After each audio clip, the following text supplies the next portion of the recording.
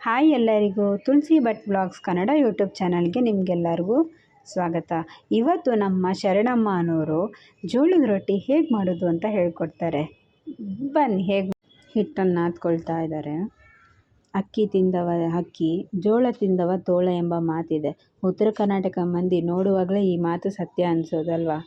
ತೆಳ್ಳಗೆ ಗಟ್ಟಿಮುಟ್ಟಿಯಾಗಿ ಇರ್ತಾರೆ. ಅವರ ಆರೋಗ್ಯದ ರಹಸ್ಯನೇ ಜೋಳದ ರೊಟ್ಟಿ.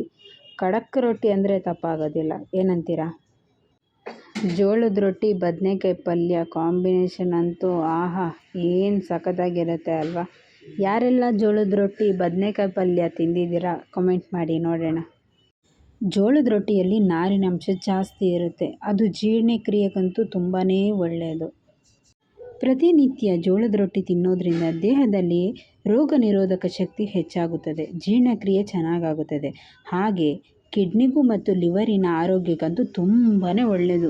ಅವ್ರು ತಟ್ಟೋ ರೀತಿ ನೋಡ್ರಿ, ಆ ಜೋಳದ ರೊಟ್ಟಿನ ಬಡಿಯೋದು ನೋಡಿದ್ರೆ ಆಹಾ, ಹೋಗಿ ನಾವು ಒಂದು 4 ಜೋಳದ ರೊಟ್ಟಿನ ಬಡಿಬೇಕು ಅಂತ ಅನಿಸುತ್ತೆ. ಹೇಳಿದ್ರು, ಬನ್ನಿ ಅಕ್ಕ ಜೋಳದ ರೊಟ್ಟಿ ನೀವು ಬಡೀರಿ ಅಂತ.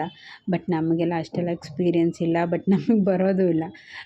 ಮನೇಲಿ ಎಷ್ಟೇ ಗ್ಯಾಸಲ್ಲಿ ಮಾಡಿದ್ರೂ ಕೂಡ ಒಲೆಯಲ್ಲಿ ಮಾಡಿದ ರುಚಿ ನಮಗೆ ಸಿಗೋದಿಲ್ಲ.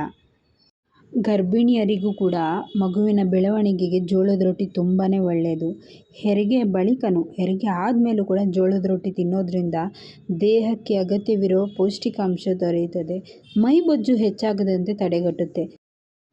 ಉತ್ತರ ಕರ್ನಾಟಕ ಮಂದಿ ಜೋಳದ ರೊಟ್ಟಿ ಶೇಂಗಾ ಬೀಜ ಚಟ್ನಿ ಪುಡಿ, ತುಪ್ಪ, ತರಕಾರಿ ಪಲ್ಯನ ಬಳಸ್ತಾರೆ. ಅದರಲ್ಲಿರೋ ಪೌಷ್ಟಿಕಾಂಶನೂ ದೇಹನ ಸೇರುತ್ತೆ. ಈ ಜೋಳದ ರೊಟ್ಟಿಯಲ್ಲಿ ಎಷ್ಟೋ ದೇಹಕ್ಕೆ ಬೇಕಾಗಿರೋ ಎಲ್ಲ ಪೌಷ್ಟಿಕಾಂಶನೂ ಇದೆ. ಇದನ್ನು ಇನ್ಮೇಲಾದರೂ ದಿನನಿತ್ಯ ನಾವು ಸೇವಿಸೋಣ. ನಮ್ಮ ಶರಣಮ್ಮ ಅವರು ರೊಟ್ಟಿನ ಅಂತೂ ಇಂತೂ ಒಲೆಯಲ್ಲಿ ಮಾಡಿ ತೋರಿಸ್ಬಿಟ್ರು. ಈ ವಿಡಿಯೋ ನಿಮಗೆ ಇಷ್ಟ ಆಗಿದೆ ಅಂತ ಅಂದ್ಕೊಳ್ತೀನಿ. ಇಷ್ಟ ಆದರೆ ಒಂದು ಲೈಕ್ ಮಾಡಿ, ಶೇರ್ ಮಾಡಿ, ಕಾಮೆಂಟ್ ಮಾಡಿ. Thank you.